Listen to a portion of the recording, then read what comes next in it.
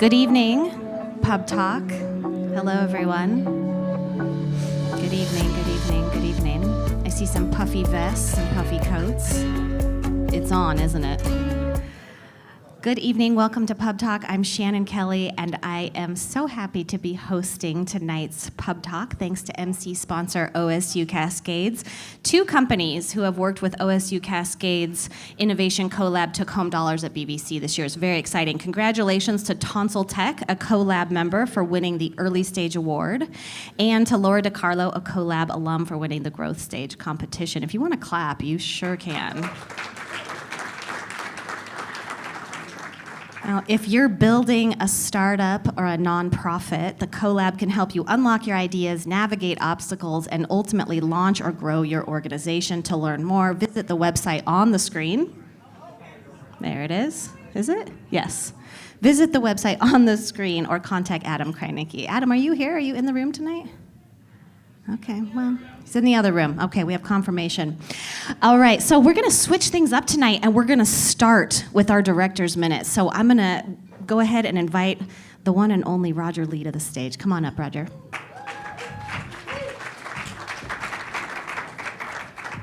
Thanks, Shannon. Hi. So good to see you again. You too. All right, this looks like pre-pandemic pub talk. This is awesome. Nice crowd. Thanks for coming out. Well, for those who may not have heard, this will be my last time up here on the microphone as EDCO CEO. Yep, but it will certainly not be my last pub talk I'll attend. I'll just have to pay for a ticket now. God, I don't know what that's going to be like. I remember when pub talks we had like 15 people and they're all your friends that came. Like, I don't know if we had tickets back then or not, but I'll have to pay now. So thank you already to those who've already sent really nice wishes and comments already. So after 22 years at the helm of EDCO, I have taken a new role in the business community at Summit Bank and will be handing over the reins to interim CEO John Stark. And thank you to the executive committee for that decision, and we'll hear more about that in a sec. John has been with the organization in Redmond for over 13 years, almost 14 years, is a proven get-it-done leader in his community and has made huge strides in diversifying and strengthening that economy in our region. I'm confident he'll bring new ideas and strengths where I had weaknesses. It's a good thing we have so many KPIs at EDCO. My team has another name for them, Killing Productivity Instantly. Because it's real easy to talk about some stats, and you know if I get up here, I'm probably going to mention a few numbers before I get off the stage.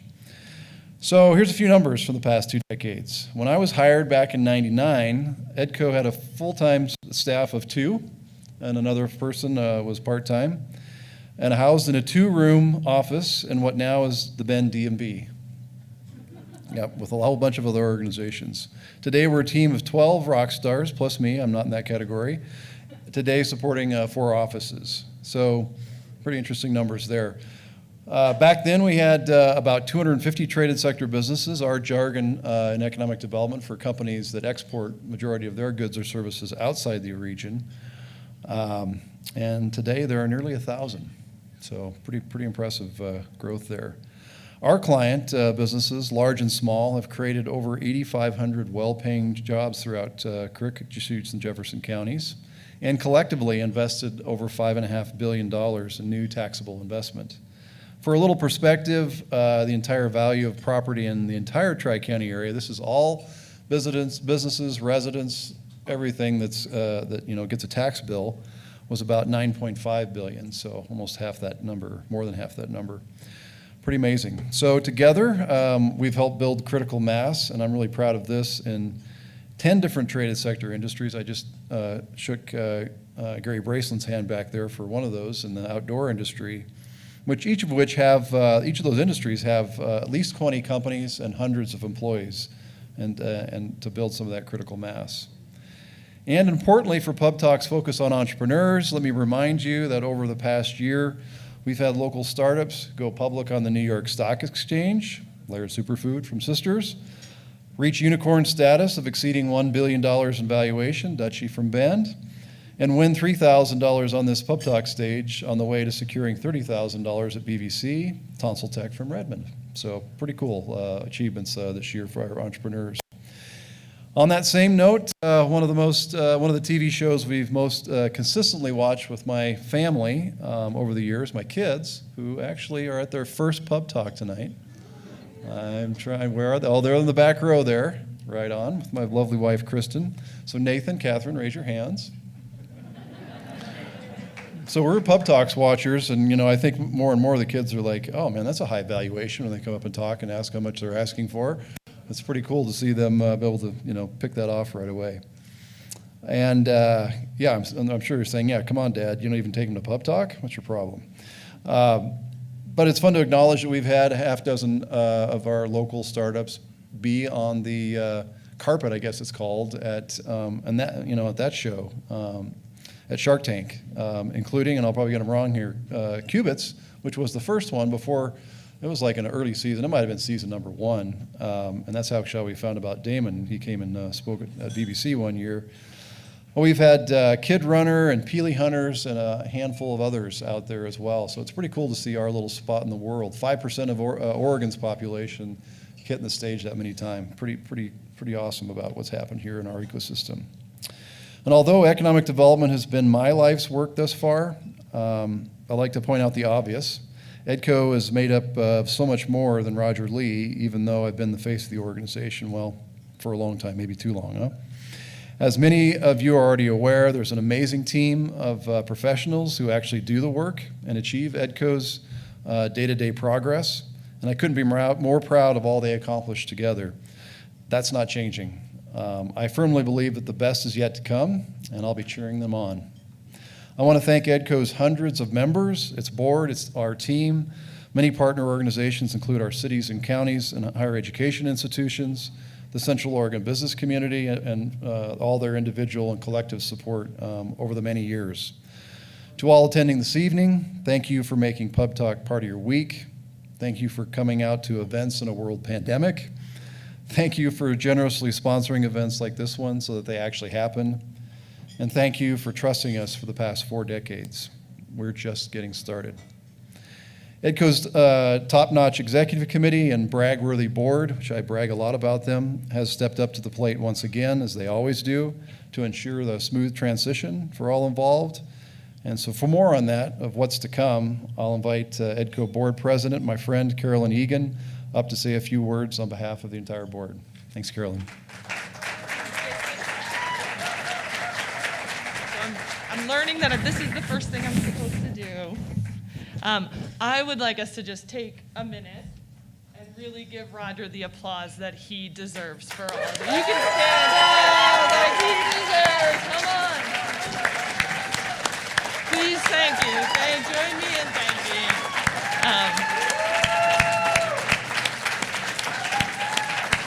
So thank you so much. Thank you. Big shout out to Roger. I never thought that I would get the chance to oversee a CEO transition, so I thank you for a once-in-a-career opportunity. We are so pleased to see Roger move on to his next opportunity. The exec committee has been meeting, and it's just been this joyful kind of get to work, figure out how this works for all of us and for all of you as we oversee this transition.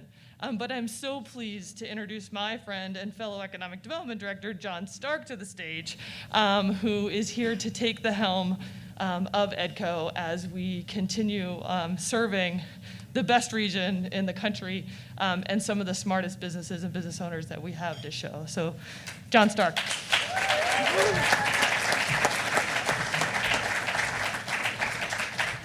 Thank you, Carolyn. What a great opportunity. 14 years almost at this organization, and the confidence that the executive committee has bestowed upon me to step into this role. With all the celebration here tonight, meanwhile, Redmond's going, what? Tell me it's not so, right? But, at the end of the day, in careers and in business, everything grows, and this is a tremendous growing opportunity for me. I was kind of thinking about this and reflecting on some of the things that have happened in Redmond over the last few years. Now I get to bring some of that success and talent to the region here. And I want to thank everybody. There's been a massive amount of outpouring support for me moving into this position. There's probably several of you in the audience I owe emails back to, like 20 or 30 of you. So really appreciate the outpouring of support.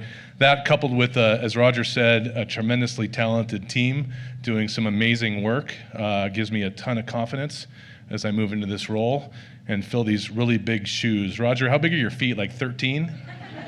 That's going to be like swimmingly funny when I put my 10 size feet into those 13 size shoes. So I'm going to need some help. I'll be slipping around for a while, but I want to keep my remarks short tonight because this is really about the celebration of Roger's successes and, more importantly, the companies that are getting on the stage tonight. You'll hear more from me, I'm sure, in the future. So just glad to be here, glad to celebrate with all of you tonight. Let's get on with the program and hear from some of these great companies. Thanks. Thanks, John. Gosh, Roger, really? First Samantha doesn't come back for the reboot of Sex and the City, and now this. I can't believe it. But I do want to say it's an honor to have worked with you. I don't see, oh, there you are.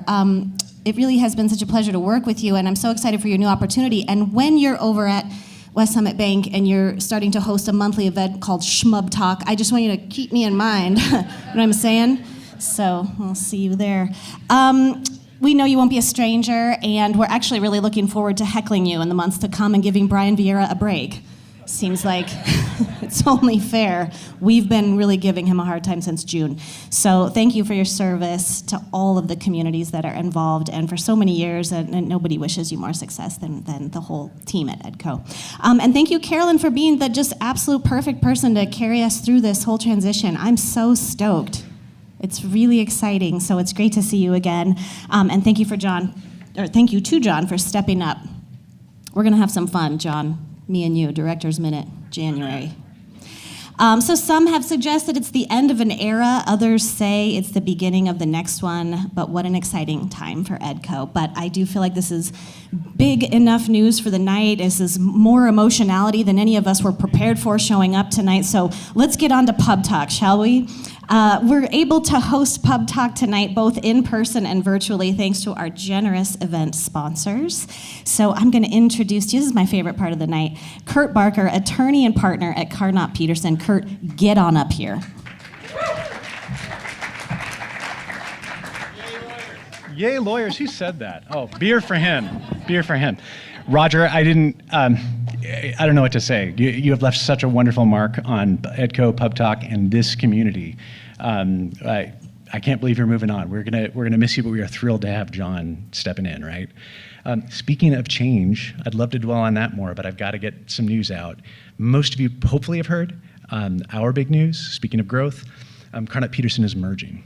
So we have huge news. We're so excited to talk. This is the first PubTalk since that went public last month. So here we go. We have been a single office, a single local office, now 15 lawyers for over 80 years. But as the region has grown, so have our client needs. And we've been on the hunt now. We've been on the hunt for a strategic expansion, for a strategic partnership that can enhance the services we bring, the resources we can offer to clients right here in Central Oregon, and we have found the perfect partner. So effective January 1, Carnot Peterson becomes part of Best and Krieger. This is a national law firm based in California. And in offices in DC, we go from one office of 15 to 11 plus offices of 215 and more lawyers. So could not be more excited to share this. So just what does it mean? In terms of how, our presence here for clients, way more depth of bench, way more breadth of services. Just to give it a couple examples, dozens more business lawyers to help with local deals here. I'm just thrilled to be part of a 30 attorney group of employment attorneys to debate vaccine mandates and other exciting things with. So lots more strength and resources for our clients here. What does it not mean? It doesn't mean that we change locally how we work with our clients. It's not going to change our commitment to the community either. In fact, I hope, in light of this much larger firm that's going to be still based here in town, that we'll just continue to see that to grow. A couple quick questions I've been getting a lot of. Are you moving to the San Diego office? No, but I might check the swell and the surf report once in a while. Are you still going to be a partner? Absolutely. Carnot Peterson Partners move over to the new firm. And that gets to the last question. Are you going to charge California rates? No. We still get local control to set the right fees for business here in town. So while that logo over there, after so many years, might change as of January to BBK, you're still stuck with me here on the PubTalk stage. Sorry. We're thrilled to have the news and come talk to us about it. So got a question from Aaron. Is it a California sponsor budget? Oh, look at the time. Thank you, Ed. We love PubTalk. Thanks, Kurt. Kurt, I heard there's an excellent gluten-free croissant at some random bakery in the DC area. So if you make your way there, let me know. Okay, we'll work something out. All right, next up, Skylar Bush, new commercial loan officer at Columbia Bank. Come on up, Skylar.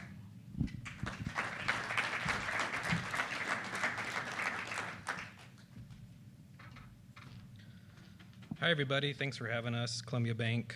I just started at Columbia Bank about 2 weeks ago, so I guess I drew the short straw to come up here today. And then everyone's talking about mergers and news, and this has been out for a couple weeks, but Columbia Bank has announced that they're going to merge with Umpqua Bank. Wow. And I'm probably the best person to announce this because a couple weeks ago on a Friday, I accepted an offer at Columbia Bank, and then the following Tuesday, following our holiday on a Monday, I found out they were merging. So, and they're going to keep the Umpqua brand, so I'm glad I kept all my polos and everything, and I didn't burn those or throw any matches in the door when I left. So, anyways, I thought that'd get you guys to laugh with that. So, Columbia Bank, glad to be a sponsor. This is my first pub talk. I'm excited about entrepreneurs. I work in commercial lending, so I deal with business customers all the time. I have a family business, Shielding International in Madras, Oregon, so been involved with small businesses my whole life. One of my goals coming up here tonight was to be the funniest person. So before I leave, I'm going to read you a couple banker jokes really quick. If I can get 1 or 2 laughs, that'd be great, but if not, that's okay. If you have no interest in banking, you're not alone. Let's see, what was my favorite one? Sorry. Chuck Norris doesn't have a bank account. He just tells the bank how much money he needs. The bank must really like me. They keep telling me my loan is outstanding. And then this one I actually had to Google, but I think maybe the younger crowd would understand it. I went to the bank to apply for a personal loan. Then they found out I wanted to be a rapper, so they didn't want to post Malone. Oh, I love Post Malone. Skylar, you did great. Challenge accepted. Next up, Brad Garrigus, Chief Sales and Marketing Officer, Providence Health Plan. Come on up, Brad. Thank you, Shannon, and good evening. First off, I just want to say congratulations, Roger. And, Roger was so welcoming, so warm, so inclusive when Julianne and I were talking with him about sponsoring EDCO and becoming a part of EDCO. So thank you for that. And we're really looking forward to working with John as well. Providence Health Plan is a proud sponsor of PubTalk. And we are a tremendous carrier here in the Central Oregon region. Health insurance, maybe like banking, not really that interesting most of the time. But this time of year, if there is an interesting time of year in health insurance, it's now. We're going through the annual enrollment period for our seniors. We're going through open enrollment for our individuals and families. And many of our employer clients are making their purchasing decisions for 2022. The great news from a Providence perspective is that the quality ratings are also out for 2022, and CMS, which is the Centers for Medicaid and Medicare Services, has rated Providence as the highest rated health plan in Central Oregon with a coveted 5-star award, which is only awarded to a handful of health plans nationally. So we're pretty excited about that. It gives us the opportunity to enroll seniors year-round. We're the only health plan that can do that. Likewise, the National Committee on Quality Assurance, which is NCQA, similarly rated Providence as the highest rated PPO plan for employer clients and individual and families here in Central Oregon. And then the last news I have to share is that for individual and families and small employers, we have the lowest prices in Central Oregon for 2022. So it's a rare combination when you can combine the best quality and the lowest prices. So please check it out. Looking forward to tonight's Pub Talk. Thank you, Shannon. I'll say. You're speaking my language, Brad. I'm giving my current provider 1 star, so let's talk. All right, Jordan Smith, President and CEO of Worx Systems. Where are you at, buddy? All right, hey guys. My name's Jordan Smith, and I'm with Worx Systems. I have a higher voice than Kurt, so I'm hoping that rumbling bass won't be such a problem. We'll talk like this. So when I first got into Central Oregon, into business, 2009, I think was the first time I met Roger Lee. I was working for another company at the time, and I started a company in 2011. And Roger's been one of those like mentors for me. I was like a kid, you know, in this big business community scene. And now here I am showing up to a business networking event with a baseball cap. So clearly I've learned a lot. But a big thank you to Roger for all your support and encouragement, and just everything you've done. It's been awesome to work so closely with you and the EdCo team. And we work really closely with the EdCo team, and we have a lot of clients in Central Oregon. And like the level of drama at EdCo, and they're not going to admit to this, but it's pretty low. And we know this because we're their IT company. And I think that has a lot to do with Roger's leadership. So John, welcome to the club. You have, again, big shoes to fill. I remember setting you up for the first time when you joined EdCo and Ready in the office there in like the back, like the boiler room behind the Redmond Chamber of Commerce. And it's pretty awesome to see that you've stepped up into that role now. So thank you guys both. Looking forward to that transition and working with John going forward. So Worx Systems, we are an IT company. I guess I should talk a little bit about that. Security is crazy right now. I just heard a story. It wasn't a client of ours, but somebody was emailing back and forth to a client, and in their like Office 365, you know, like the email thing that Microsoft does, somebody from like Nigeria had been in there for like a couple of months just watching emails go back and forth, and found the guy sends a wire instruction from his email to his client for them to pay, and the bad actor who had logged in and kind of hacked into the Microsoft account because it wasn't secure enough, actually like grabbed that wire instruction, changed the routing numbers before it went out, and sent that onto the client, and they paid it. So to the wrong account. And it took months to figure that all out. This is the kinds of things that are going on, and that's probably like the worst I've heard of because it's super sinister and super expensive all at the same time. In addition to ransomware and just hacks and personal information getting exposed and HIPAA violations and all of that other stuff. So if you have any concerns at all about your security posture, either in your cloud systems or on-premise in your building, network, firewalls, all that stuff, we'd love to help with those sorts of things. So that's what I'm here for. Back to Shannon. Thank you.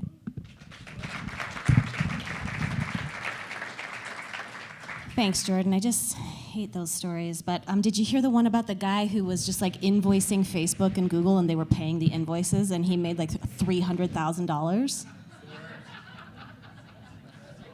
There's a lot of comedy there, but we don't have time for it. So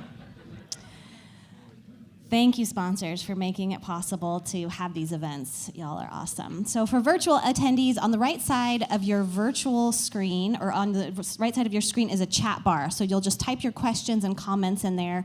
They'll find their way to me. And for those of you here at McMenamins, if you want to ask a question, you're going to raise your hand, and then we'll just figure it out. On to tonight's companies. The first pitch provided by supporting sponsor, COAR, the Central Oregon Association of Realtors, the voice of the real estate industry in Crook, Deschutes, Jefferson, and Harney counties, wishes everyone a safe and happy holiday season. And of course, Ben Broadband, who is honored to be a continued sponsor of PubTalk and proud to be part of the Central Oregon community. Did you know that Ben Broadband has a business referral program? That's right. You can get rewarded for each qualified business referral. So you'll go to benbroadband.com/business for details and to get those referrals going.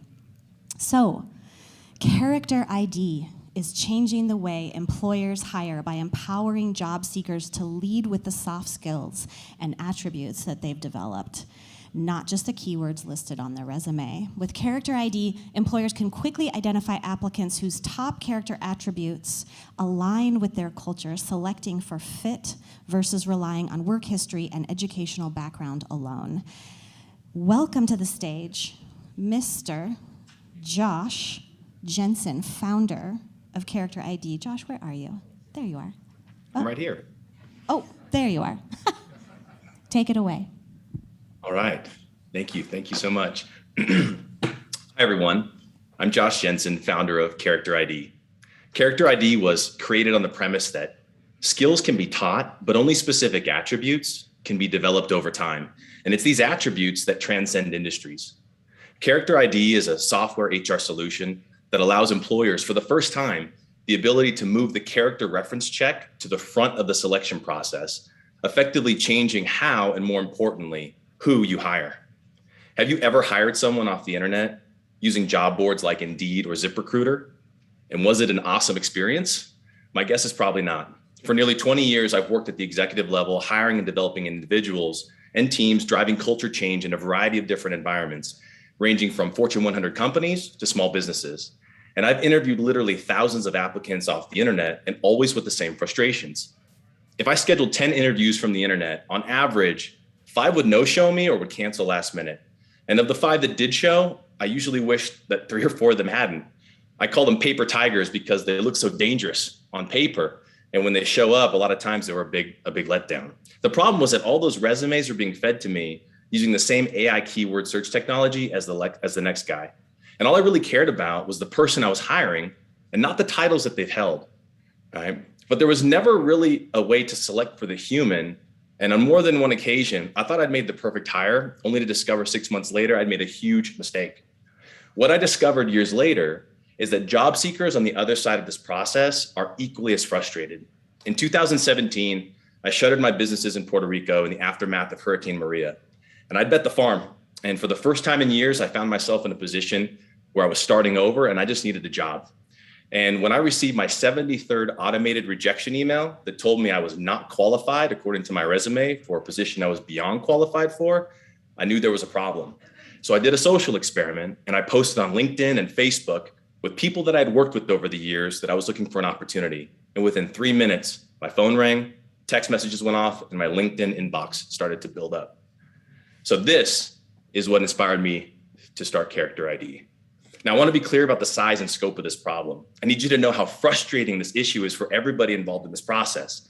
Employers know it's not working, employees know it's not working, and recent studies by the Harvard Business School and Accenture confirm what we've all known for years. So why have we been relying on the same resume keyword searches we've used since Monster merged with Online Career Center back in 1995? And why are employers still spending billions of dollars each year on the same broken mousetraps? The market potential is actually huge. The total addressable market this year globally is expected to top $500 billion. Here in the US alone, $160 billion is expected this year. 75% of that revenue is derived just by staffing agencies that do placement for a fee, anywhere from 15% to 30% of base salary. So these are companies that are saying, I'm willing to pay tens of thousands of dollars per hire just to avoid this headache.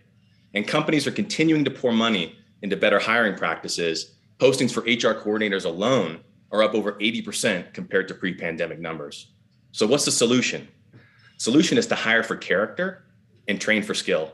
And who better to speak to an applicant's character in the workplace more than their coworkers? So what if you could tap your applicants' coworkers as part of your recruiting team at the front of the hiring process, instead of relying on personal reference checks for one candidate at the end of the process? Here's how it works. Character ID is an opt-in platform where users, either by request of the hiring company or by their own motivation, ask past and present coworkers to assess their character. Users create a profile, complete a self-assessment, and input the names and contact information for past and present coworkers of their choosing. Our system sends an SMS to coworker smartphones, and they rate you 1 to 5 stars on 18 specific and clearly defined attributes. You'll get a notification it's completed for you, but you'll never know what they scored you. It's completely confidential. Once a minimum number of assessments are completed, you receive an aggregate Character ID score, plus individual scores on the 18 attributes so that you can see exactly where you're strongest in the eyes of others and where you have potential opportunities for improvement. So as an employer, imagine being able to identify applicants based on their character strengths and not just the titles they've held or the industries they've worked in. Imagine identifying applicants that align with the makeup of your ideal culture, things that are important to you like integrity, grit, emotional maturity, or coachability, and being able to see who exactly is assessing their character and how their scores differ among subordinates, coworkers, their managers, or customers, and being able to manage this process from our platform or your existing HR management system like Deltek or Bamboo HR. Now, the competitive landscape is kind of a fascinating one, primarily because nobody's doing what we're doing at CharacterID. Unlike internet recruiting sites like ZipRecruiter and Indeed, CharacterID allows employers to evaluate the applicants based on the soft skills they've developed over time, not just the technical training and education they've received. And unlike personality and communication style assessments like DISC or Myers-Briggs, we're getting to the core of who the person is and not just how they might behave in certain situations. What I've learned in my experience is that there's a major difference between personality and character. How often have we worked with someone whose personality is magnetic, they're charismatic, but you're not sure you trust them to watch your kids? And what's more is these personality assessments are completed by the applicant or employee about themselves, often asking them to choose how others would describe you. Character is unique because character is not what you think about you. Your character can really only be determined by others. CharacterID is the only completely confidential, peer review character assessment that can be used pre-interview, pre-hire, as well as post-hire as a development tool internally. And it takes your peers about 2 minutes to complete. But here's the kicker, is your CharacterID profile stays with you. Character isn't something you build in a day. It's something you develop over time. And your CharacterID score and profile will develop and change as you do for all to see. Your custom URL can be shared on LinkedIn, texted to friends, promoted on social, regardless of whether or not you might be looking to change jobs. Now, I've only been talking about CharacterID publicly for a little over 60 days, and the unsolicited corporate interest has been amazing. I mean, these companies have reached out to me about piloting our platform, including Masco Corporation, Evolution Biologics, New York Life Insurance, Mass Mutual, Cooper Independent School District, which last year had over 2,800 applicants for 105 teaching positions, Bravo Environmental Northwest, and a long list of local businesses like Bellataza and Severson Plumbing. Now, I've learned two things from my discussions with these companies I just listed. Number one is the industries include manufacturing, biotechnology, financial services, education, waste management, and tradespeople. The demand for CharacterID is vertical agnostic and blue and white collar agnostic. The second thing I've learned is that we're severely underestimating our market potential. The numbers I shared with you earlier, 160 billion spent in this year alone in the US, is spent on external resources. New York Life, for example, spends north of $19 million each year on in-house proprietary recruiting tools and technology alone. Now, with the recent press and attention we've received, I've also fielded dozens of calls and emails from people I've known for years who are saying the same thing. They're saying, Josh, this is a fantastic idea and it's way overdue. And I want to use it, but also if you're involved, I want to be too. And how can I invest in you in this company? To date, CharacterID has been 100% bootstrapped. We followed the lean startup method from day one, performed countless customer feedback sessions with both employers and employees. And after 18 months, my first dev house literally ghosted me and left us back at the starting block. So I took some time to find someone I could trust to help us relaunch our efforts. And in the last 6 months, I have one junior developer working part-time in the evenings. And on December 1st, we're launching our B2C MVP. Last month, we incorporated as a C Corp in Delaware and expect to be positioned for seed investment in as little as 30 days. Our team is small but mighty, and I've known everyone personally on our advisory board for well over 10 years. The talent ranges from senior level executives for global companies to founders with successful exits under their belts. Today, I'm really here just seeking mentorship, strategic partnerships, and I'm searching for a CTO or technical partner to help us build and jetpack our B2B solution to market. I really wish I could be here with you all today, and I'd love to visit with anyone who has felt the frustrations that I've described just now, and who wants to help us completely change the way employers hire. So I know my contact information isn't up there, so you can email me at josh@mycharacterid.com. Thank you. Wow, Josh. This is so cool and so needed. Do you yourself have a CharacterID yet? What is your score? Are you willing to share it? I do. I'm a 4.8. I'm a 4.8, and it's Out of 5. What's that? Out of 5? Out of 5. That's right. Out of 5. Nice. I Approachable. didn't score as high on coachability as I really hoped. So. Hey, you know what? You're young, Josh. You've got time. I believe in you. This is so cool. It's so cool. I'm wondering, are there any questions from the audience just yet? Yes, Kurt.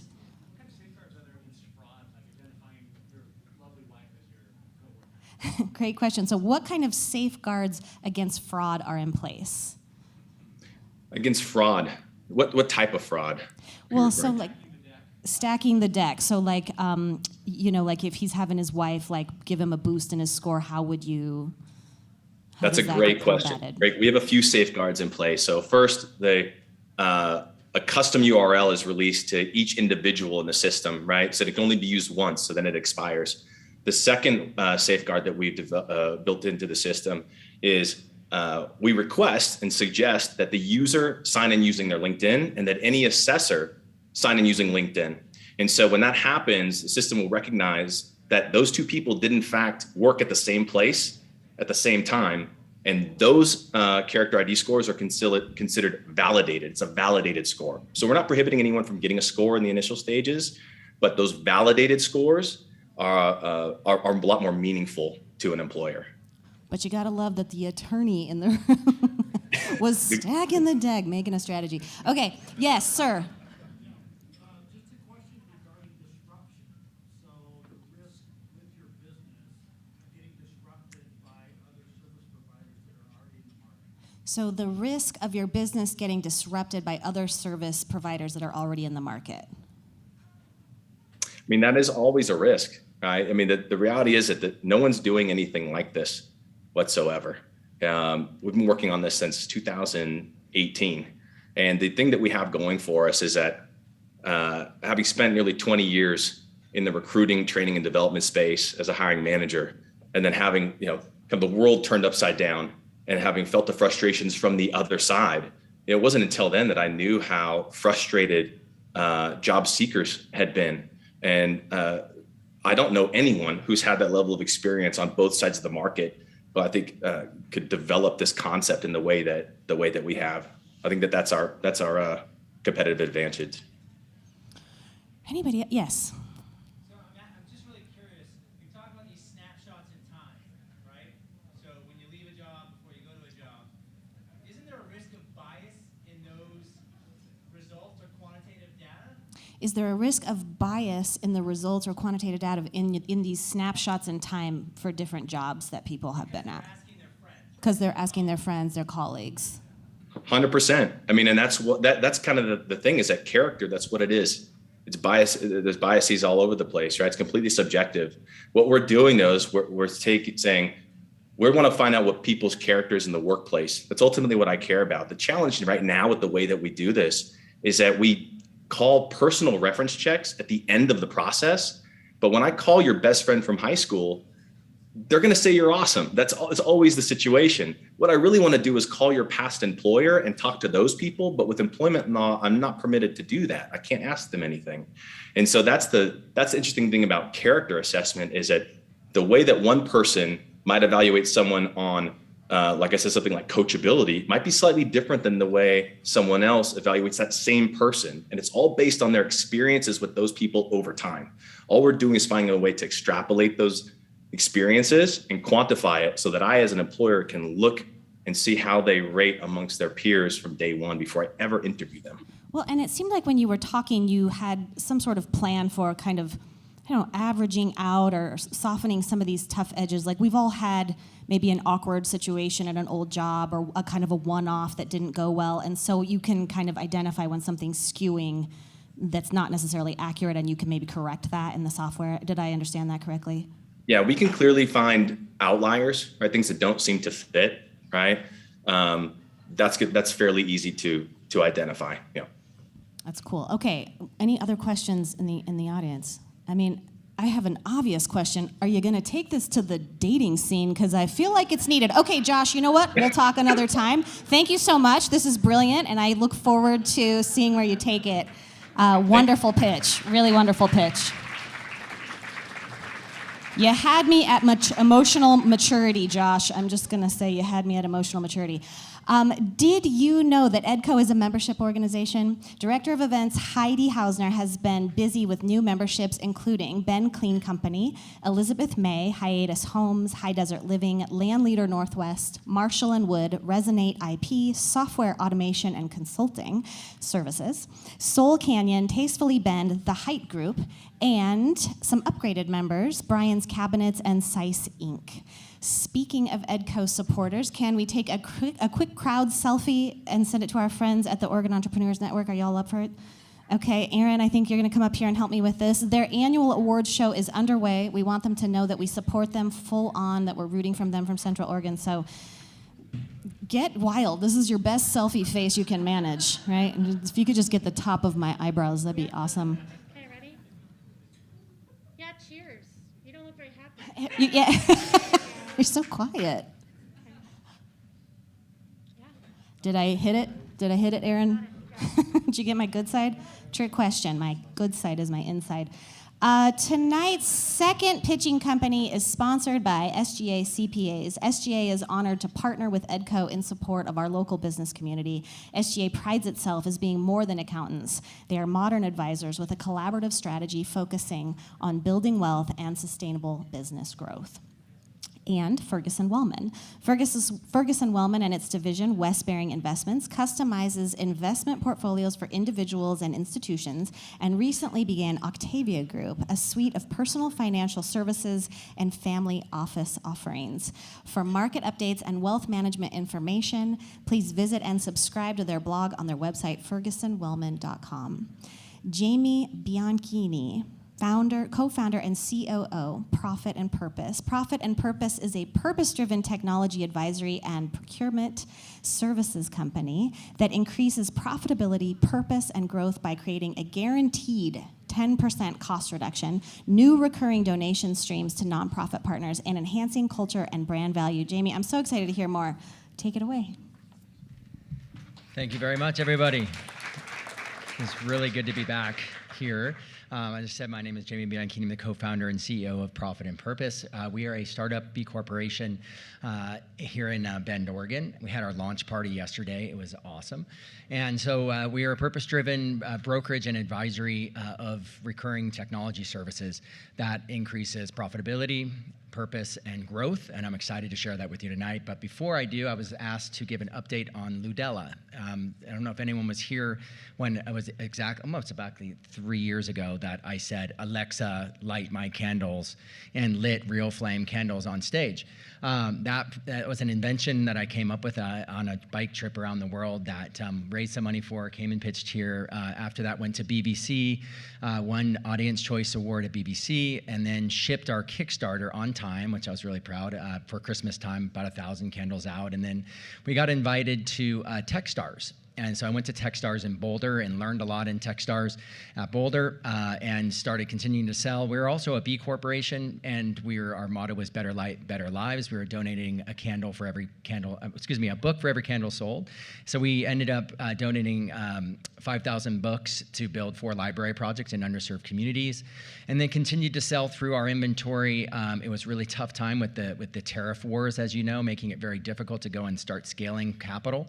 But I went to a trade show, had a big line of people buying candles, and our competition came and saw what we were doing and made a nice offer to acquire the company so that we can continue to move it forward. So we did an acquisition a successful acquisition in Q4 of 2019. My wife and I were really excited. We bought our first home here in Bend, and we were able to kind of settle in. And then Q1 2020 hit, which, as we all know, was a very tough time being here in Bend. So my wife and I are pretty sensitive people, and we kind of felt the pain that our community was having there, it was tough. And we knew that decrease of revenue, being in tourism and hospitality here a lot, was decreasing, not only affecting people and their business owners, but our community, because a lot of our nonprofit partners were also getting affected by that, right? If profitability is low and we're going to a downturn caused by a pandemic or any downturn, which is normal, those nonprofit partners get hurt.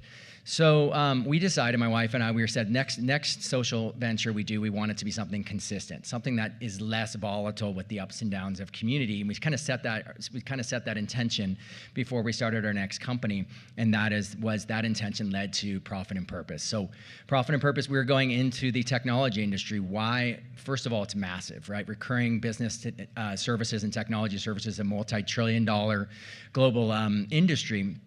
So the size of it is obviously important, but probably more important by far is consistency, right? Whoever has a business here, you walk into your company, the first thing you do is you flick on the light switch. If you don't pay your electricity, your utility, the lights don't work and you're not in business. If you go to make a phone call and you didn't pay your bill, you're not in business. If you go to send an email and you didn't pay your internet provider, you're not in business. If you didn't pay your security provider, you can be in trouble too, based on the info we heard tonight. So these are essential fixed costs, right? So these are costs, these are resources that leave any business no matter what, and you have to pay those, otherwise you're not in business. So that was one thing that really drew us into this industry. And so what are the problems in the overall technology services industry? One is most companies are paying too much, all right? So we're all really busy. We decide we want some mobile phones, so we go to Verizon, we get our mobile phones, and we never really go back and look at those bills again. They just recur, because we're all too busy, right? Most company, unless you're an enterprise, you don't have a procurement department. You don't have someone who's going to analyze what's the competitive landscape, what should I be paying. So most companies are just paying too much, which affects profitability, and if you're a purpose-driven company, that affects your ability to support your community. The second problem is most of these, pretty much all of these companies, those services were not procured with purpose. Why? Because nobody does procurement with purpose except for us. So we are new to the space and doing what we do. And so to talk about our solution, I'm going to actually go through and talk about our solution of increasing profitability, purpose, and growth with an actual customer. So one of our first customers is called Real Wealth Network. It's an 18-year-old real estate company. They do real estate investment, and they are purpose-driven to the core. They've been donating 10% of profits since they started. That culture has created a really vibrant culture. That commitment to purpose has created a culture where there's literally no turnover. Productivity is through the roof, and you can feel how awesome this team is. And a lot of purpose-driven companies have that culture. So they said, Jamie, let's get started. What do we do? And the first thing we did a free, no obligation audit. So we go in and we just look at their entire vendor list. Right? They give us the full kimono open. We look at the vendor list. We came back to them after doing a free audit. We said, we have, in 5 months, your voice over IP service is going to expire. You're paying way too much. We could probably save you between 40 and 50%. They're like, no way.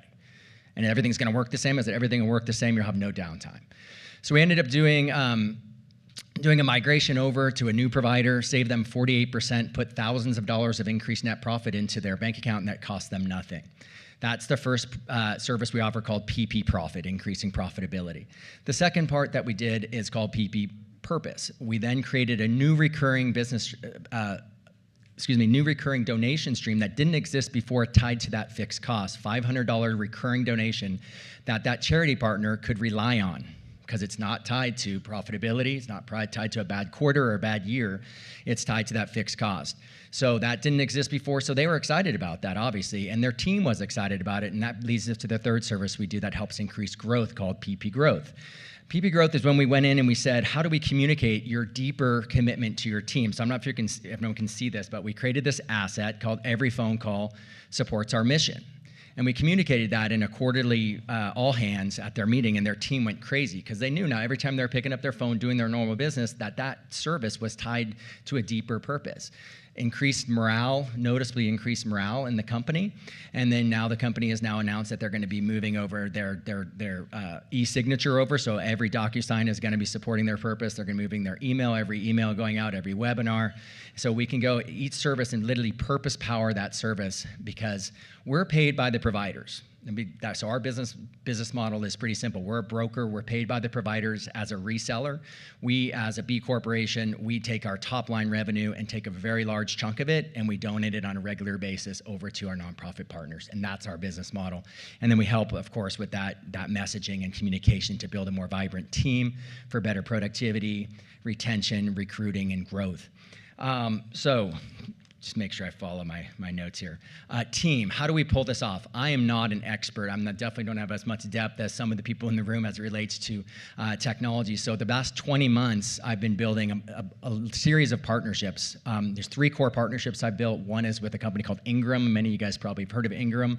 TBI, 30-year-old master agency, and another one called AppSmart, 3 large partnerships, as well as a lot of individual partnerships with providers themselves, so that we now have access to dozens of engineers that become an extension of a company's IT team, back office over 100 people that we can tap into to make sure that we're keeping in line with all the contracts, and allows us to be able to broker over 1,000 different providers to make sure we have a carrier agnostic approach to going in and helping people optimize their IT spends and really purpose power their entire technology stack from top to bottom to increase profitability, growth, and purpose.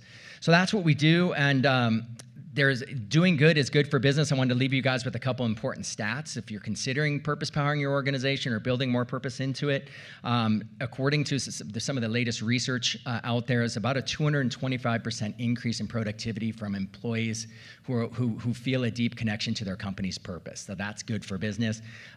Consumers, 79% of consumers say they're going to be much more loyal to a purpose-driven brand, and 74% of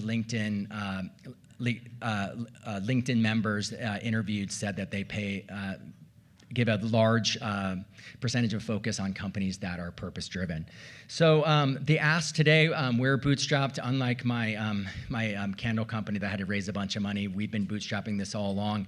And so my ask is not really financial right now, but it is very from the heart.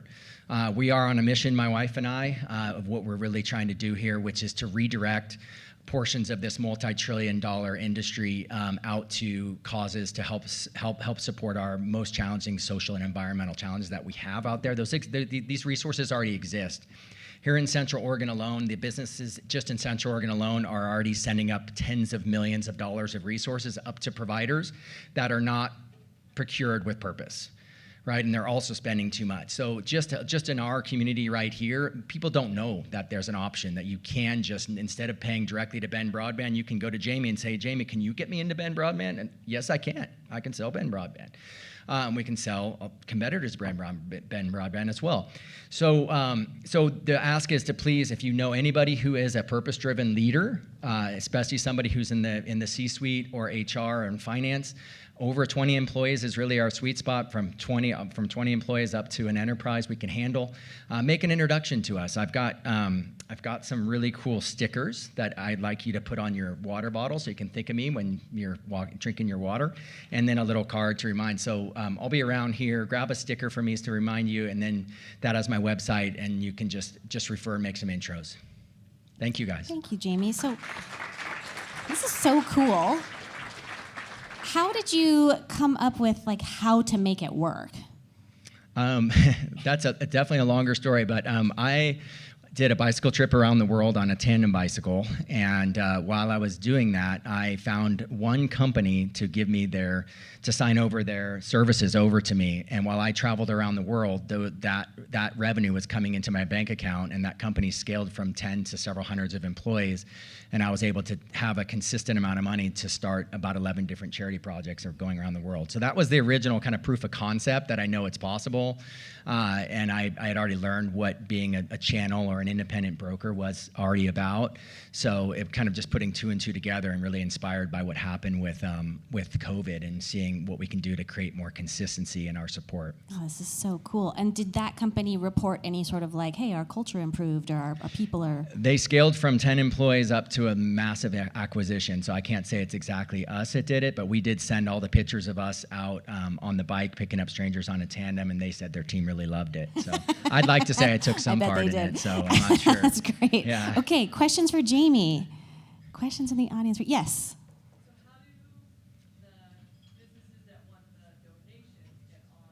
So how do the businesses or organizations who want the donations get signed up with this? Well, we're focused on the actual companies themselves. So let's take Roughware, for example, who's a company that hopefully will end up becoming a customer with our. They're already donating. They've chosen their various nonprofits that they continually donate to, Conservation Alliance, Central Oregon Land Trust, and so forth. So when we purpose power those services from them, we create streams over to their choice. The client gets to choose where they want to deploy that capital. From the program. That's very cool. Yes. So I think you touched on it. Just curious, as a sales guy. Yeah. Thinking where the money comes from. So when you make the donation from, the broker agreement, where does the revenue that you donate to the charitable organizations come from? Does it come from your side or the client side? Where Yeah, are the yeah. charitable organizations coming from? Your side, client side? Yeah, so we're compensated by the providers. So good example, again, I'll just choose Roughware. If Roughware gives us their fiber circuit that goes into their big building over there at Embark and Roughware, and we're managing that. Let's say we bring in revenue from that provider, that whether it's Ben Broadbent or Lumen or whoever it is, let's say we bring in $100 of revenue on our end. We as Profit and Purpose takes approximately 30% as of right now in the early phases, approximately 30% straight off. So when we quote a client, we quote you, here's the price you're paying now, $100. It's going to be $80 after the thing, and $20 is going to be going on a monthly basis, so on an annual donation will be X. So it's all part of the quoting, it's all can be budgeted, and it's all part of the contract. And it all comes from the provider, because the providers there's two ways to get services from providers. You call up Verizon and say, Verizon, I need 10 cell phones for my team. Or you find a value-added reseller like myself and say, Jamie, find us 10 phones from either Verizon or T-Mobile or whoever you think is best, and we go and provision those. Price is the same, oftentimes lower with us, but now you have the ability to purpose power that service instead of it just going all directly to the overhead of those providers. So then you take the difference and donate it to charity. Yeah, it's not a matter of difference. We're not donating a savings. Those savings go to the bottom lines of our clients so you can grow. Our idea is that in order for companies to grow, they need more profitability, to hire more people, to reinvest in new technology. So that profit is the company's profit. The way we generate the new streams of donations is a portion of our revenue as the value-added reseller. Yeah, so profit and purpose. Very cool. Yes, sir. So this sounds like a really interesting services company, as a bar, but product strategy. So it's a really, he said, it sounds like a very interesting services company. Do you have a product strategy? We do. We're a reseller with Ingram, so we can resell anything. You want Dell computers for your team, you want us to be the procurement partner for your Dell, for your entire team's thing, or Apple. So we can sell it all. So products, but we're staying in, as of now, technology services and being that procurement partner, outsourced procurement partner that doesn't charge anything, but your outsourced procurement partner that's purpose-driven, that aligns all of those spends to your deeper purpose. Did that answer your question? Well, that's selling the product. That's reselling product. Mm-hmm. Talking about turning this into a product so that it's more scalable. Can you turn this into a product and make it more scalable? What's this? I'm sorry, I lost you. So being a reseller is a services business, you'll scale linearly, right? One-to-one. You got to hire more people to sell more services, whereas a product strategy can scale exponentially. That's where you get the big margin. So he's asking a scale question. How would you scale this? Yeah, I mean, at this point, I don't have a plan for that. Is probably the best question, and maybe you can help, and you and I can meet and talk more about it, because I do want to scale this to the moon, and so I would love to be able to have the opportunity to get some Excellent. assistance there. Aaron. So it just so happens that you have a few utilities and the head or owners of those utilities in the room. So I'm curious if it can go backwards back to its customers as opposed to from the customer up. So we have a lot of utilities providers love in to the talk to room. any Can utility it go providers. backwards? Would you make the deals go that way, or I don't understand when you say go backwards. like instead of just working with the client, can you make some deals happen with the providers. Would I'm you? yeah, we're open to He's any into ways it. to collect the dots. I mean, He's into it. yeah, I mean, we're basically looking for creative ways to redistribute resources that have to get spent, and that's really a margin story. In the end, I mean, all services have certain margins. Those margins are used to pay companies' expenses, and if I'm the outsourced sales department of it, then that's a less expense can go that we can redirect over. So I'm not sure how it'll work exactly, but we're open to pretty much any But kind he's of a partnerships. yes. He's definitely a That's yes. a yes. I I'm a want. yes guy. So you were listing off like you've got the PP product and the PP this. Any pushback? Any giggles on that, or just me? PP? No. The PP. not- It's the PP. It was a lot of PP It was talk. sp- PP growth. PP growth. PP growth got me too. It's I was supposed kind to. of like, huh. It's supposed to be PNP. Okay. It's supposed to be PNP. Yeah, yeah. I So it's appreciate very- it. I appreciate Lots of that. PP talk. That's some good Well, feedback. That's some good feedback. Jamie, this is awesome. I'm Thank you really guys very excited much. for you. So Please thanks for get being some here. stickers for Awesome me, pitch. and so you can remember to make some introductions. I'd appreciate that. Thanks, everybody. Very cool. I'm glad I'm not the only one. I was like, oh, pee-pee in the potty, Jamie, that's cute. Okay, so let's get refocused on to our keynote, sponsored by BBSI. BBSI has been supporting businesses in Central Oregon for over 20 years with payroll, HR, and recruiting, risk and safety, and business consulting services. EDCO holds the distinction of being a BBSI preferred partner, and we are honored to work together to create a vibrant and healthy business community. And the entire BBSI team wishes you all a happy and healthy holiday season. COCC, Central Oregon Community College, is open once again for in-person classes, small business advising, testing, and other services. COCC also helps businesses solve their workforce training needs and partners across industries to create custom workforce education opportunities for employers and their employees. Learn how COCC can help you train the staff you have now and the staff you need for the future. Here to deliver, making Central Oregon an outdoor industry hub, is Gary Bracelin. Gary was the founder of Bend Outdoor Worx in 2014 and is a founding member of Oregon Outdoor Alliance. He's kind of an outdoorsy guy, if you can't tell.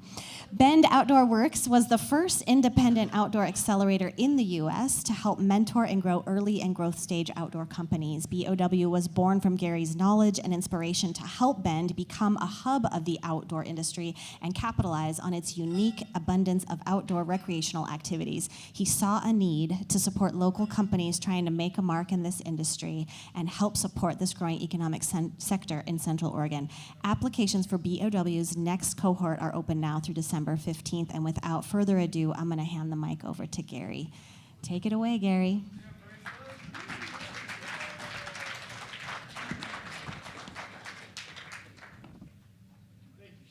You got it. Appreciate it. It's kind of a crazy, can everybody hear me all right? Kind of a crazy night to be up here with the announcement of Roger leaving and all. Little closer, Matt. You like that? Okay. Anyhow, with Roger leaving, you know, quite a momentous event tonight, and it's really cool to see all the outdoor folks here tonight to support it too. You know, before I get going, I just want to thank the whole EDCO group for allowing us to get up here and tell our story about BOW.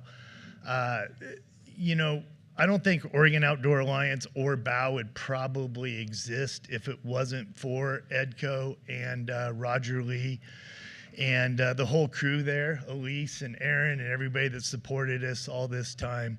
But EDCO was really the spark that started the flame of the Oregon Outdoor Alliance and Bend Outdoor Worx to start with. So hats off to them. Thank you very much. Roger, we'll miss you. You know, I deal with a lot of economic development councils across the state, in other states, and there's nobody like EDCO. They really set the bar for every other economic development organization I've ever worked with. I also was just having a conversation today with a president, founder of a company that EDCO helped to recruit here. And his comment to me was when they were looking at all the different places in the United States that they could open their headquarters, that EDCO and Bend was just heads and shoulders above everybody else. So thank you, Roger. You've built a wonderful organization here. And thank you for the whole crew's support. And let's see if we can get interim off of John's title as soon as we can, please.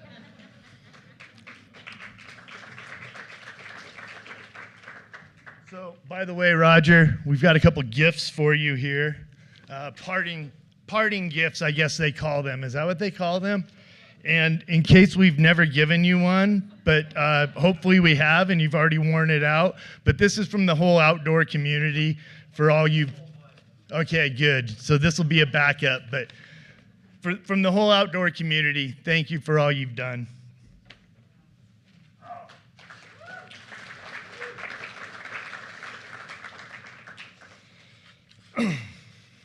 So yeah, teamwork. Would you take that to Roger, please? Perfect. See, this is why we make it work.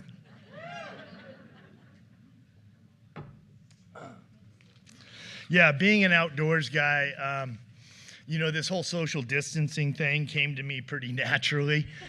And so being in a crowd like this is again, a bit of a shock to my system. I mean, I took 6 feet social distancing to like 6 miles.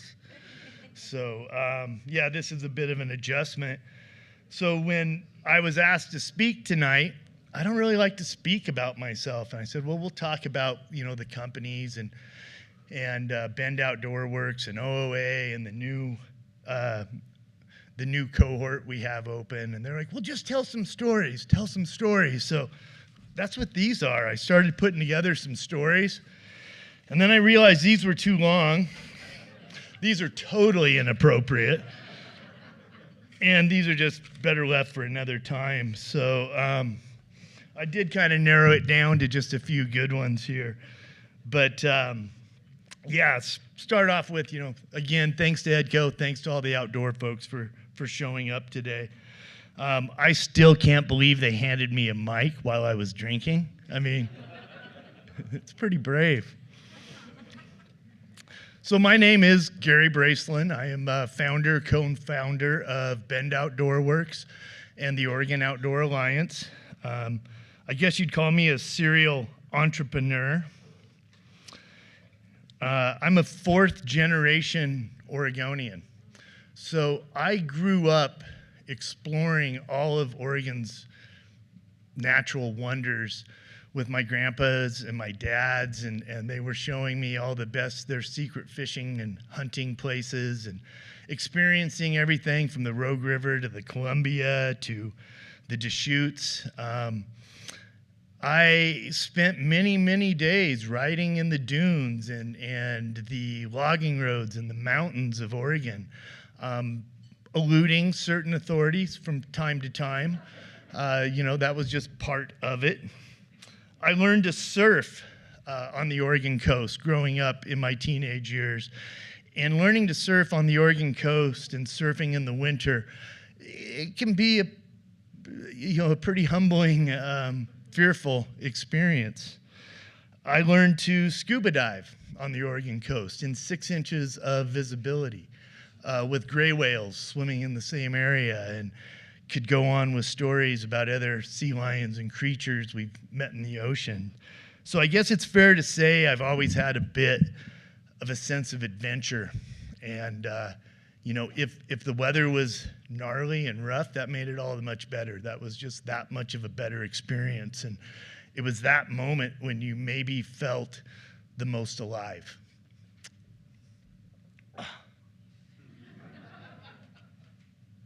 Cheers. So I grew up in Coos Bay, Oregon. And in the era that I was growing up, there was this guy down there. His name was Steve Prefontaine. Some of you have probably heard of him. He was a pretty big deal. He was really one of my first heroes. And one of the, maybe not the most accessible character, but I could see him. I could touch him. He was accessible to me. And he kind of showed me that from little old Coos Bay, Oregon, that there's a whole world out there, and showed me grit and determination, and inspired me to go out and see the world, and just my whole approach to how you go about life. And he opened up the world to me in places like Munich, Germany. I still remember staying up late at night to watch him in the '72 Olympics, and didn't turn out the best for him that year. There was a lot of things overshadowing track at the '72 Olympics, if you remember, the Israeli athletes and all. And that's still it's a place I've stopped many times when I've been in Munich and had a day to kill. Not only the connection to Pre, but just the whole '72 Olympics. It's a very heavy environment, and means a lot to me. And I remember when we lost Pre, and it was devastating to a young kid. And I remember going to his funeral, watching him run a few weeks before. But he left behind this icon that he was associated with. And, it kind of taught me the power of a brand, as I had the Nike brand burned into my psyche at a very young age. I was that kid that I was down at Bay Area Athletic Supply every other week, a couple times a season, checking out all the new colorways of the latest Nike waffle trainer. I remember, seeing the waffle trainer in the colorway he was supposed to wear at Montreal. And so, very early on in my life, the power of a brand and those icons were really burnt in for me. Then there was the brands. Then there was the Oregon Pioneer outdoor brands. There was Pendleton, there was Danner, there was White Stag, there was Jensen. And they built my loyalties up, understanding that they made product for people like me to withstand the toughest conditions that we have. We have very varied conditions here in Oregon, so my loyalty for the outdoor industry and these brands was really kind of seared into me, and I think it's a large part of what fueled me towards where I am today. So I went to school for entrepreneurship, and yes, I can spell it. I married Jarrell, so I had to practice that one too. Straight out of college, I was given an internship at a ski resort on Mount Hood. So my first job was in sales and marketing and events at a ski resort. It was my dream job. I thought I'd died and gone to a Warren Miller film. It was here that I met some of the ski industry's royalty and legends. I met people like Bill Johnson. Anybody know Bill Johnson in this crowd? Hopefully. Thank you, Mike. First American to win a gold in the downhill from Sandy, Oregon. Became friends with Bill, met people like Glenn Plake and Scott Schmidt, and saw the birth of the snowboard industry. And it was pretty much at this point, it was over for me ever having a real job. And so soon I left the ski resort and I started repping. A friend of mine who had been an artist for OP, I went to high school with him, and he started his own surf skate line, and he needed reps. And I'd always wanted to be a ski rep, but somebody either had to die or you had to spend like 20 years turning screws to become a ski rep. And so he offered me a position with his company as a rep. Took off, started making money. It was great. The company started blowing up. We went to our first trade show, and that's when I first started learning some of my hard lessons in the industry. The company started blowing up. We sold $1 million at our one trade show, and we just went to, in a quarter, what we'd done the year before. And one of my first lessons I learned is you have to make it first, okay? So we sold a couple $1 million, so that meant we needed about $600,000 to make it. So I learned all about production financing and cost of goods. I also learned sometimes the greatest artists aren't the best businessmen. Sometimes you get both sides, not always. So I continued on, and I guess my third lesson I learned was to diversify. So I picked up several different brands, started repping. Many of them started, in the snowboard industry because it was exploding at the time. And in 1988, I formed Black Diamond Marketing. It was one of the first outdoor rep groups in the industry at the time. And we grew to represent 35 different lines and had multiple reps over the whole West Coast and Western Canada. I was fortunate at that time to have worked and learned from many of the industry's pioneers and legends. Still consider a lot of them friends today. And at this point, I've probably worked for over 100 companies in that industry. Some of the ones that stand out would be Sims, Morrow, Sessions, Helly Hansen, Timex, many, many more. It was about this time my wife decided we were moving to Bend, 1992. And she goes, "Hey, why don't we move to Bend?" And I'm like, "Cool, but you've never been there." She goes, she's from Montana. She's like, "Yeah, but it's a lot more like Montana, less rain." We were in Portland, less rain, more snow. And I'm like, "Great, I bachelor in those days. The demo dealer days were at Mount Bachelor, so that was a week extra at home I got to stay if we lived here." And there was a lot of accounts in those days, so I said, "Sure, let's move to Bend."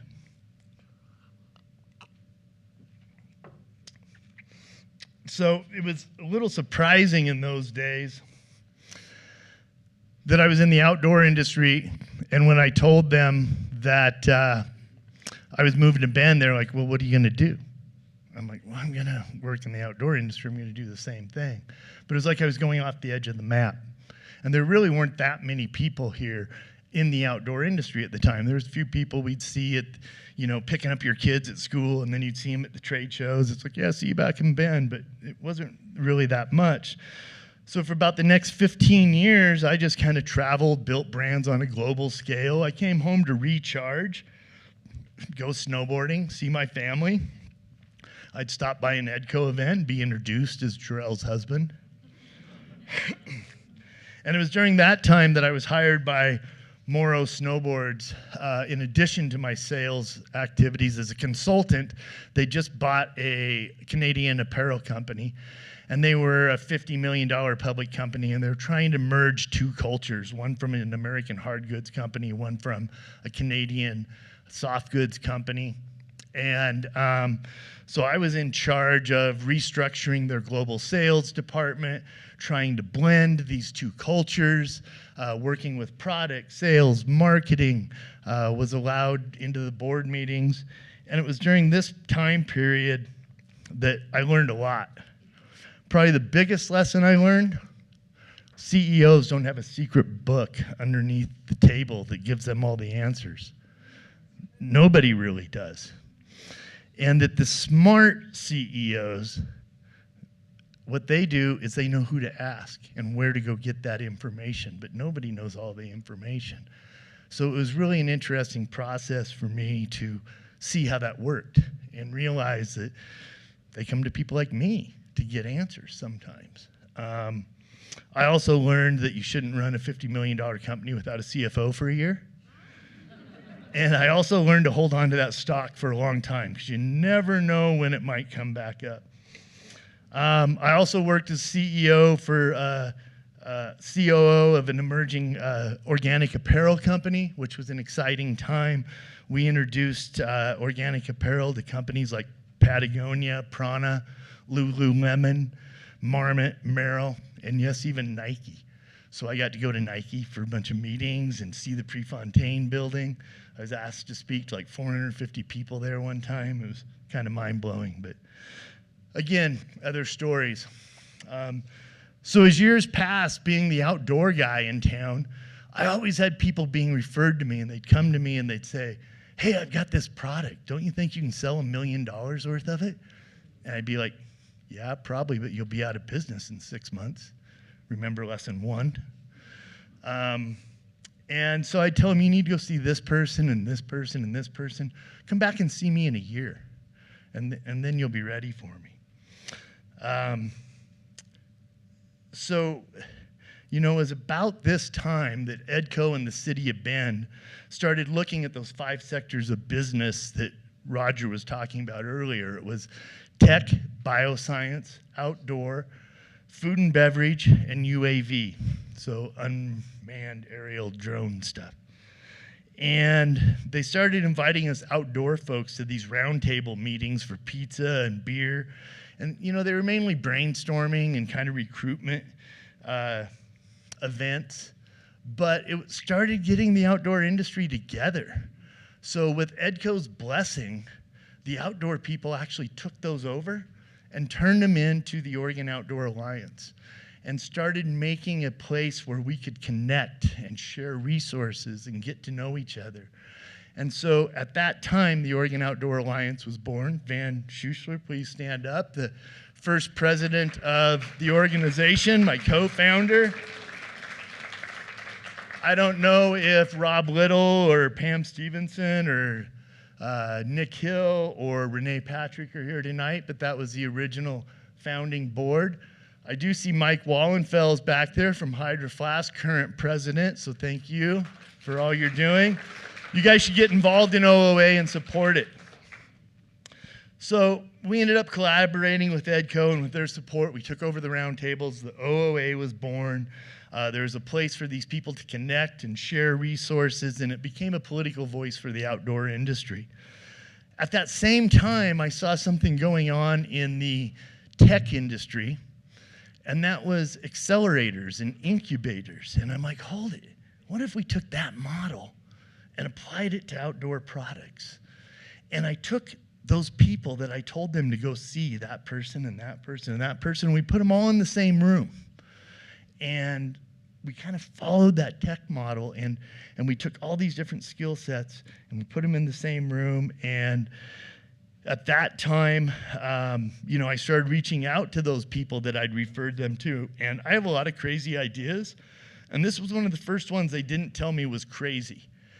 Matter of fact, they all wanted to get involved. So I thought that was a pretty good sign. At about that time then is when we formed Bend Outdoor Works, and my co-founders at Bend Outdoor Works, Eric Mead, right there. Justin Ray, I think, is in the room.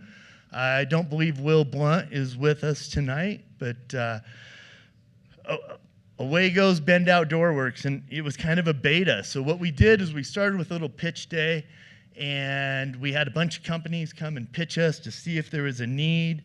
There was definitely a need. So it's like, okay, what's next? What structure do we go to? What type of event, you know, what type of curriculum will we have? And we talked to Dino at Founders Pad, and he kind of helped us with his insight. And I talked to Rick over at Portland Incubator Experiment, and his advice was just jump in, just do it, figure it out. Rob Little said, hey, we just want to spend, you know, time with you guys every week. So we started BOW as a beta project, and it was launched in the Founders Pad offices at night, the first cohort, and away we go.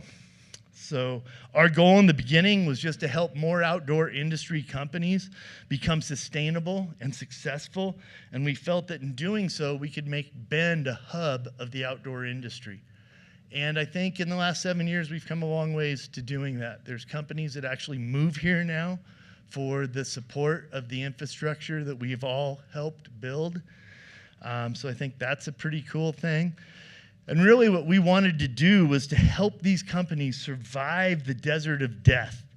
And that's from the time to launch to about $3 million or wherever you start to become sustainable, right?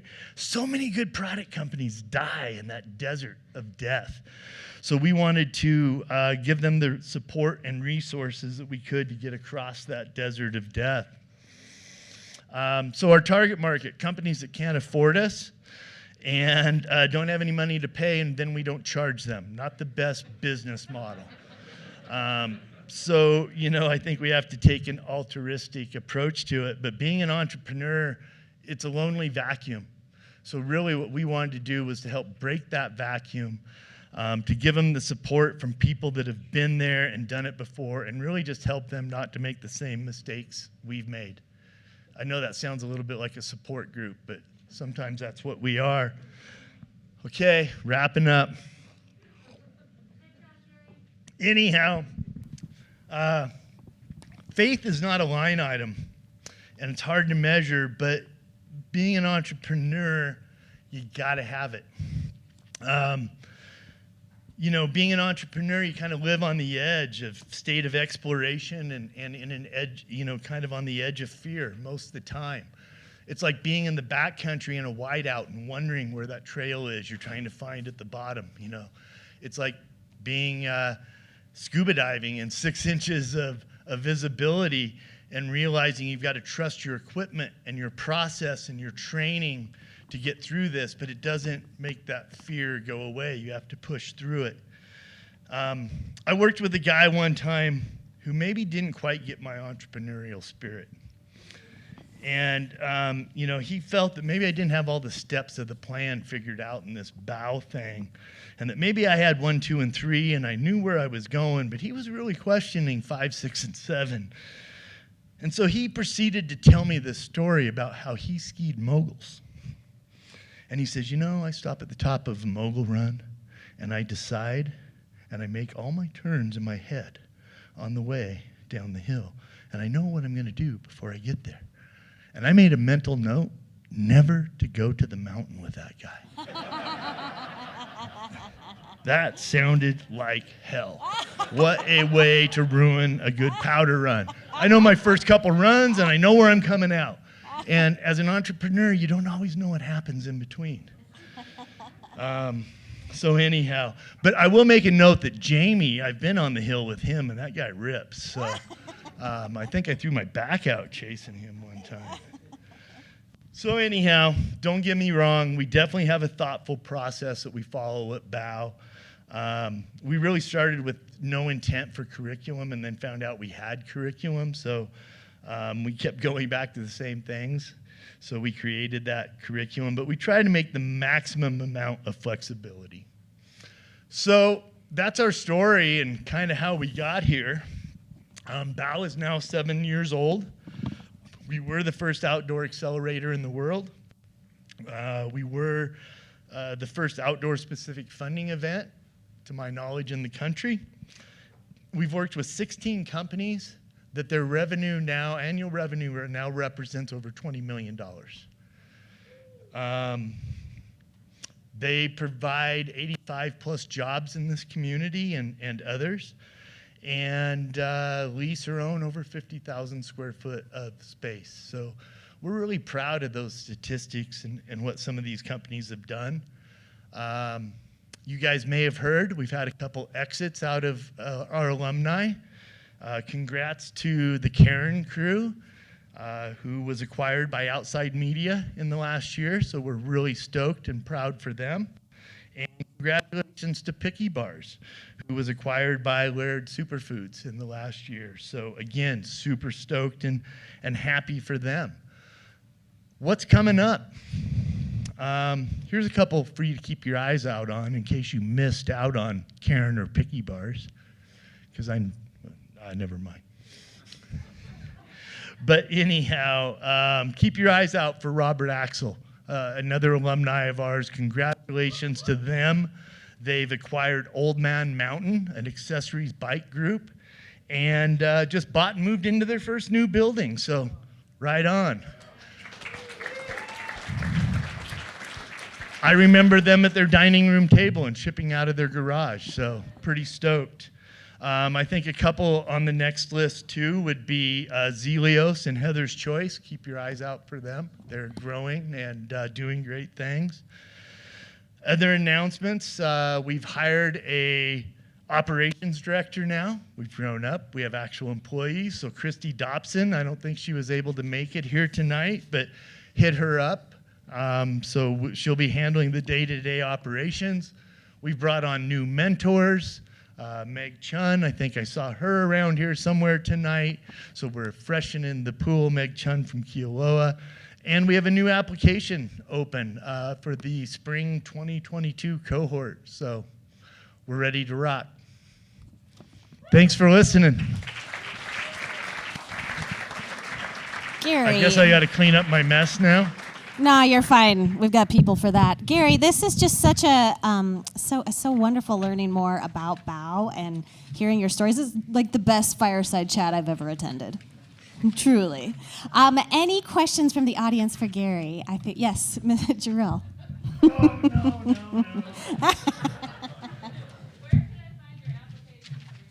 Where can Jarrell find your application for the new cohort? BendOutdoorWorks.com.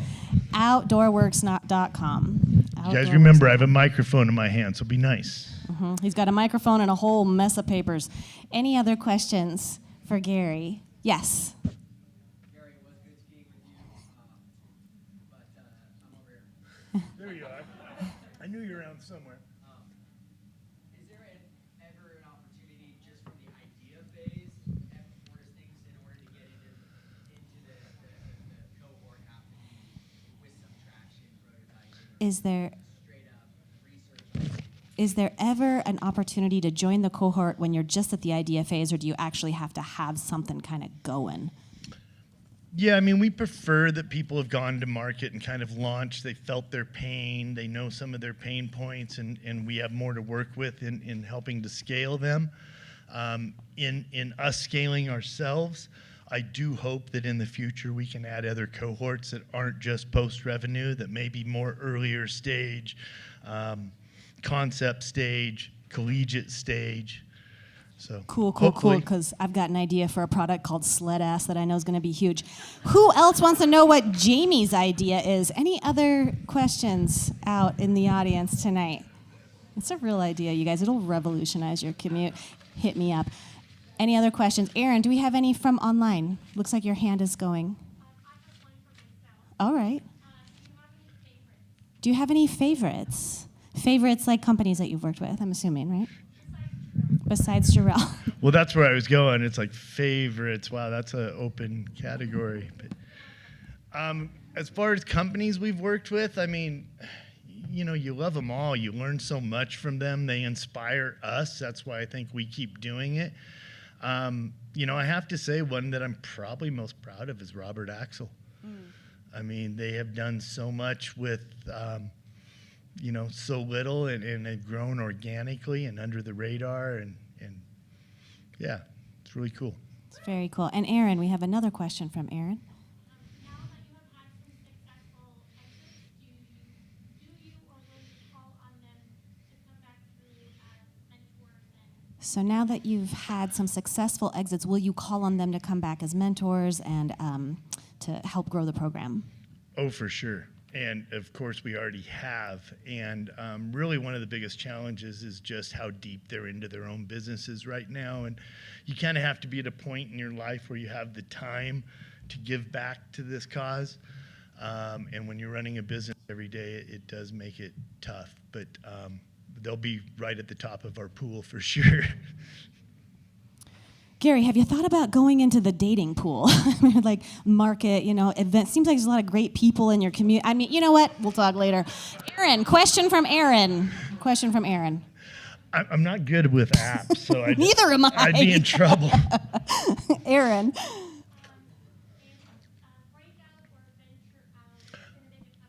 Breakout Venture Out is going to make a comeback. Thank you very much. You're talking about our event. Yes, we are talking about in 2022, we will run a new cohort and hopefully by the end of the year propose some type of new event for 2022. I do expect it to change, to evolve. Probably won't be exactly what it was. Hopefully it'll be cooler and better. And more money? Maybe no money. Maybe no Maybe money. a lot more oh my money. God. I don't know. Wow, Gary's really evolving We'll see. rapidly. We'll Gary see. is evolving rapidly. I like it. Evolve or devolve. Evolving. The millennials are going to love you, Gary. Hey, thanks so much for Thank joining you. us tonight. This was just awesome. I really appreciate you. Thanks. Oh, and before you go, Gary, before you go, I do have a present for you. So it's our tradition. We give you the PubTalk Stein. You can fill it with 14 beers, and Jarrell can give you a ride home. This is the only reason I actually came up here tonight. I thought it was smart of him not to give it to me till I actually spoke. So you are a businessman, Gary. Okay, I see. That's awesome. How about another round of applause for Gary? Wow, this was a big night. A lot going on tonight. We've got big news out there. We sent our selfie up to Portland. Who knows what might come out of that. We learned about Bend Outdoor Works, streamlining recruiting, and about a new mission-driven B Corp that's giving back. So way to get all of that in before the 2021 buzzer. I think we really did. We did a good thing in 2021, Edco. More good news. PubTalk is back 6 months in a row, January through June, so stay tuned to what's coming. The Keynote lineup is firing and popping. You'll recognize local names with recent exits like Dan Hoban and some of the biggest brands in food and bev, and changing the game for college athletes, which is so exciting. Edco's annual luncheon planning is already underway, so watch for that date to land soon. I know it's going to feel strange that we just had it because we had to delay it, but you know what? It's time. Let's do it. Let's have a luncheon. If you'd like to check out what's happening at the OEN Awards, which is where we sent our selfie, it's going on as we speak, so you can stream that program by visiting the OEN, Oregon Entrepreneurs Network.com or .org, and you'll find the link right there. It's easy to find. So, as much as I'm going to miss you in December, I am getting a puppy. My golden retriever and I have decided to grow our family, so you won't see me for like a solid 2 months. But I'll send some pictures out, so I know you're all going to need that puppy therapy. Good night. Farewell for the year. Thank you for joining us. Have a safe and happy holidays. I will see you next year. I'm Shannon Kelly. Just an honor to be here. Good night.